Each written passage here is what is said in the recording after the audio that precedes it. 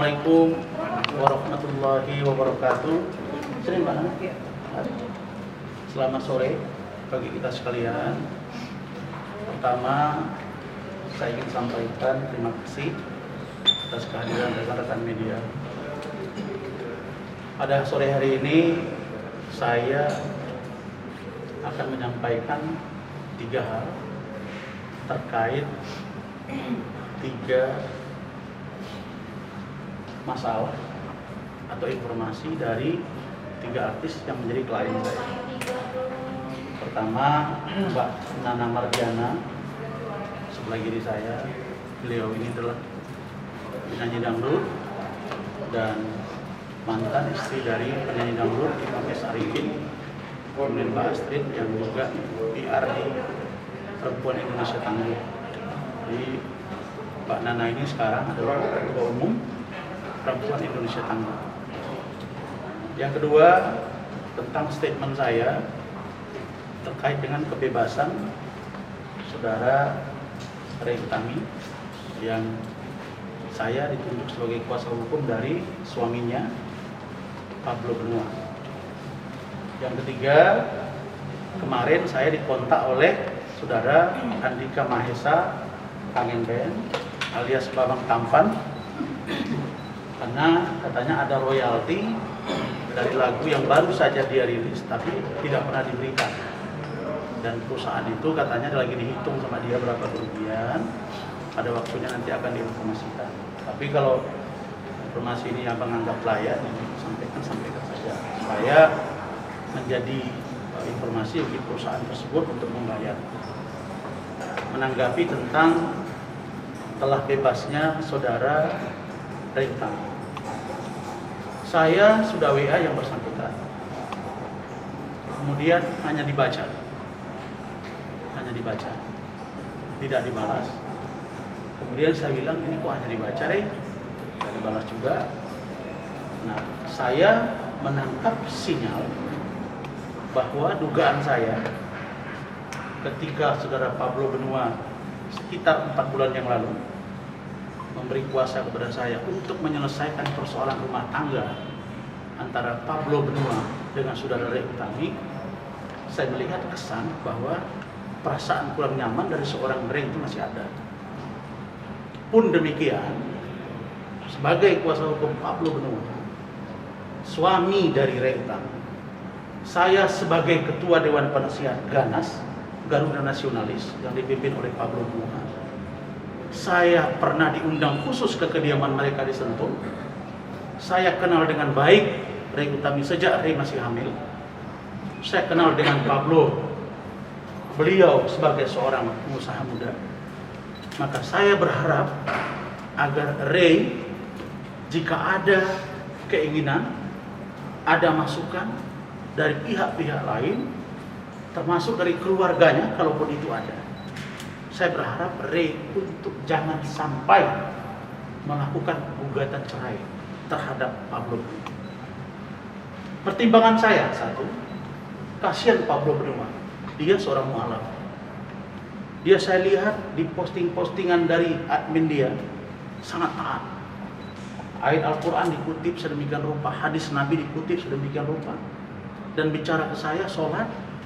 Dan ketika bertemu dengan saya, waktu itu masih di Polda Metro, di tahanan bersama dengan Ray tetap sepertinya menghindar kalau bicara tentang keributan.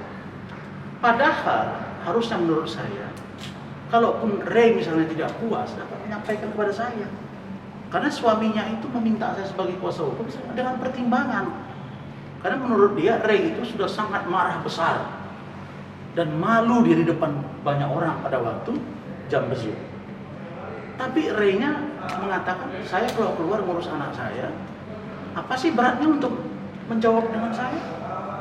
Kalau dia mengatakan, bang saya masih pikir-pikir, saya sedang menenangkan diri, mungkin saya bisa beri masukan. Ini kok malah tidak dijawab. Artinya, memang itu hak dia. Kalau dia ingin menggugat cerai atau dia sudah berbaik-baik, saya juga nggak tahu. Karena kesulitan kita sebagai kuasa hukum sekarang adalah masa pandemi ini kita tidak bisa langsung bertemu dengan klien. Kita hanya bisa video call seperti Vicky sebelum dia ditangguhkan, sebelum dia berkunjung ke kantor saya setelah ditangguhkan, kita hanya bisa video call. Saya sulit di mana tugas-tugas saya juga dengan klien saya yang lain sangat banyak. Nah, oleh karena itu saya berharap pertama dia mualaf. Yang kedua, mereka ini susah senang hidup bersama. Jangan dong senangnya saja. Susah juga sudah dirasakan. Dan apa yang mereka lakukan ini adalah sebuah konsekuensi dari tindakan mereka sebagai orang entrepreneur. Mereka ini membuat postingan, maka muncullah kasus ikan asin, maka mereka dihukum bersama dengan Galih Ginanjar. Maka konsekuensi logis dari situ adalah menurut saya bagaimana Ray dan Pablo Benua mempertahankan cinta mereka. Mereka sudah senang, susah juga bersama, bebas bersama. Jangan Pablo nanti justru ditinggalkan. Yang ketiga, jangan sampai muncul informasi rame-rame kasus ikan asin masuk penjara, terus rame-rame juga gugat cerai. Kenapa? Karena Perbi Kumalasari yang sekarang partner lawyer saya di Ranmotong itu sudah menceraikan Galih Ginanjar. Kalau nanti misalnya Ray juga menggugat cerai Pablo, maka orang akan katakan, wah ini rame-rame lagi bercerai. Ini pukulan mental yang berat bagi Pablo. Saya terus terang akan mencari waktu untuk bertemu dengan Pablo, apa sikap dia, tapi sulit sekali sekarang karena COVID ini semua protokolnya sangat ketat. Nah, saya sedikit agak kecewa pada Ray. Mestinya Ray balas, dibaca. Kalau ada ketidakpuasan ngomong ke saya. Kalau ada yang perlu diluruskan ngomong ke saya. Saya ini abang mereka. Saya sudah berbuat yang terbaik kepada Pablo sejak, ya ingat ya, sejak mula saya dengan Farhad itu bareng. Jadi Raihan itu belakangan, kita yang pertama megang dia, saya sama Mas Farhad Abbas. Nah, oleh karena itu maka saya beritahu, tolong jangan sampai ada, karena Pablo itu 1 tahun 8 bulan, Ray itu 1 tahun 4 bulan, kemudian Galih itu 2 tahun 4 bulan. Nah, kalau hitungan ini berarti Pablo tinggal 4 bulan. Tapi ada sebetulnya yang menjadi pertimbangan dan pemikiran saya. Setahu saya, Galih itu dia masih kasasi. Dan kasus ini, berkas ini tidak split, tidak pisah. Nah, idealnya kan menunggu putusan kasasi. Dan itulah yang sebenarnya disesalkan Pablo ke saya. Dia bilang, bang harusnya kan nggak mesti si Galih ini kasasi. Karena hukumannya kan nggak begitu berat gitu loh, cuma 2 tahun sekian kok, beda berapa? Ini 4 bulan kan sebentar. Kalau nanti ini keluar bebas, ya setelah itu nanti paling 6 bulan lagi berikutnya keluar lagi sih Galih. Tapi kalau putusan Mahkamah Agung nanti ternyata jatuhnya 5 tahun atau 2 tahun setengah atau 3 tahun setengah, kan nambah tuh. Makanya ini kemarin sedang kita upayakan juga bahwa kasusnya Ray dengan Pablo itu dipisahkan dengan kasusnya atau laporannya dari Galih. Nah, mudah-mudahan dengan bebasnya, saya sampai sekarang belum tahu loh informasinya apakah Ray itu udah benar-benar bebas. Sudah benar-benar bebas ya? Infonya seperti itu Bang dari Mas. Iya, jadi iya, saya pun nanya, mana dibaca gitu. Dibaca tidak dibalas. Nah, karena itu maka harusnya kan dijawab lah. Wartawan pun tidak menunggu informasi karena dia sudah public figure ya, beri kerjasama. Jadi saya harap Ray kasihlah informasi, dan 4 bulan lagi Pablo juga akan bebas. Mudah-mudahan mereka ini menjadi keluarga yang berbahagia. Tentang Andika Kangen Ben, saya prihatin sekali dengan Andika ini. Sekitar 2 tahun yang lalu, grup Andika Kangen Ben dan kawan-kawan ini juga diduga ditipu miliaran oleh perusahaan production. Sekarang ada muncul lagu baru. Andika ini sekarang lebih banyak solo. Meskipun Andika Kangen Ben itu dengan Kangen Ben-nya masih hidup, dalam pengertian sekarang juga mulai membuat rilis baru dan mereka sudah mulai kompak lagi. Tapi grup-grup band ini jangan sampailah kalau ada lagu-lagu yang sudah hit atau sudah terjual di pasaran, idealnya bayar dong royaltinya.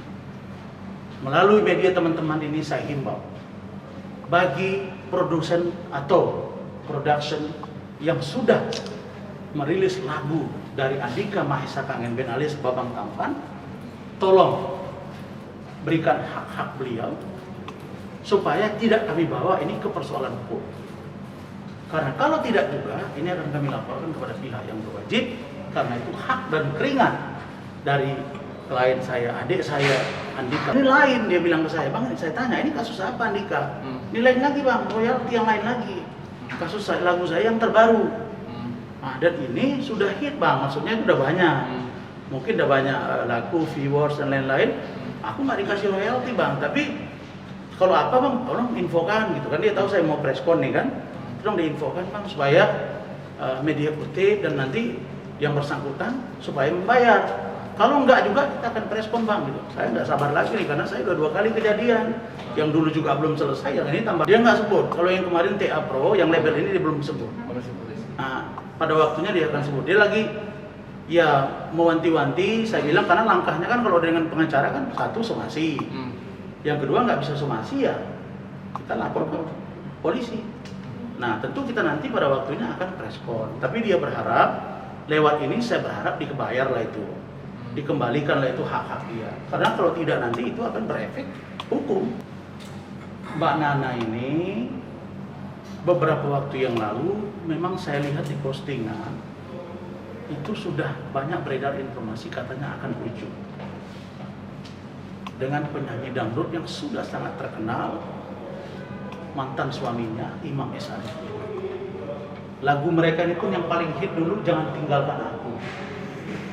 Jangan tinggalkan aku. Wah, sekarang mereka sering meninggalkan. Kadang-kadang lagu kontraproduktif dengan fakta di lapangan. Nah oleh karena itu maka saya sesama orang Medan, Mbak Nana komunikasi dengan saya. Beliau minta pendapat saya memberi masukan. Masukan saya adalah bagaimana Mbak Nana bisa kembali kepada Imam S. Arifin. Bagaimana jawaban dari Mbak Nana terhadap Imam S. Arifin yang ya banyak disarankan oleh teman-teman untuk mereka ini merujuk kembali. Silakan Mbak Nana. Assalamualaikum warahmatullahi wabarakatuh. Terima kasih kita sudah bisa berkumpul di sini. Saya berterima kasih sekali untuk abang saya, Bang Rasman. Kebetulan memang kita sama-sama orang Medan, jadi saya kemana ya curhatnya ya kalau nggak ke abang saya gitu kan. Nah saya datanglah ke Bang Rasman, saya cerita Bang, kemarin saya itu ke LP Balai Endah Bandung bawa anak saya nangis, katanya ayahnya sakit, tensinya tinggi, tolong dong mama temenin aku. Sebenarnya saya sudah lama nggak datang ke Mas Imam itu, tapi saya pikir nggak apa-apa lah. Dan kebetulan juga anak saya sudah umur, udah 23 tahun, ada niat untuk menikah. Saya bilang sekalian aja kita obrolin untuk ayahnya bahwa anak saya siap untuk menikah. Lalu saya pergilah ke sana berdua dan ditemani adik-adik saya dari Medan, sengaja datang dari Medan untuk mengawal saya gitu. Kebetulan adik ipar saya laki-laki 2 ke sana. Kenapa saya dikawal? Supaya saya tenang gitu kan. Nah saya cerita sama abang, Bang saya habis pulang dari LP ketemu Mas Imam begini, kata Mas Imam tunggu dulu, jangan menikah dulu anaknya, nanti aja setelah aku bebas baru anaknya dinikahkan, sabar ya katanya gitu kan. Terus Mas Imam bilang emang gak ada niat untuk balikan, kata Mas Imam begitu ya. Saya canda-canda gitu kan, canda-canda kok maksudnya gimana nih, ada niat gak balikan katanya. Terus saya bilang aduh ini kok jadi begini jalan ceritanya gitu, padahal saya bawa anak saya dan melihat Mas Imam waktu itu memang sakit dan kebetulan kita ditemenin juga sama Bapak Kepala Hutan Bang waktu itu, dan kita pamit karena kan COVID ya, tapi kita masih difasilitasi dengan jarak di sana dan saya di luar gitu. Asik ngobrol, intinya itu ya itu tadi, menjalin hubungan silaturahmi lagi dengan baik dan juga memikirkan bagaimana nanti anak saya bisa dinikahkan oleh ayahnya, karena anak saya itu dari kelas 4 SD Bang sudah pisah dengan ayahnya 4 SD. Jadi Mas Imam itu memang prosesnya sudah 3 kali. Waktu itu pertama kali anak saya kelas 4 SD, terus prosesnya lagi begitu, itulah. sampai akhirnya teman-teman bilang udah rujuk aja lagi. Saya bilang aduh prosesnya memang mungkin nggak segampang itu, tapi coba kita pikirkan lagi. Karena itu saya suka ngobrol sama Mbak Astrid. Kebetulan Mbak Astrid itu tahu keadaan kita dulu waktu kita lagi masa-masanya nyanyi duet, karena Mbak Astrid penyiar radio kan. Jadi saya bilang, Mbak gimana ini Mbak gitu kan. Nah, lalu ke Abang, kebetulan kita sama-sama anak Medan, jadi curhatnya lebih dapat gitu kan, sambil berbahasa Batak kita ya Bang. Gitu. Menjalin silaturahmi lagi dengan baik itu ingat masa lalu, ingat waktu susahnya kita bareng-bareng susah pertama kali berangkat dari Medan jadi artis ibu kota, ingatnya seperti itu aja. Intinya tadi ada permintaan supaya saya dengan Mbak Astrid yang baik komunikasi dengan Mas Imam.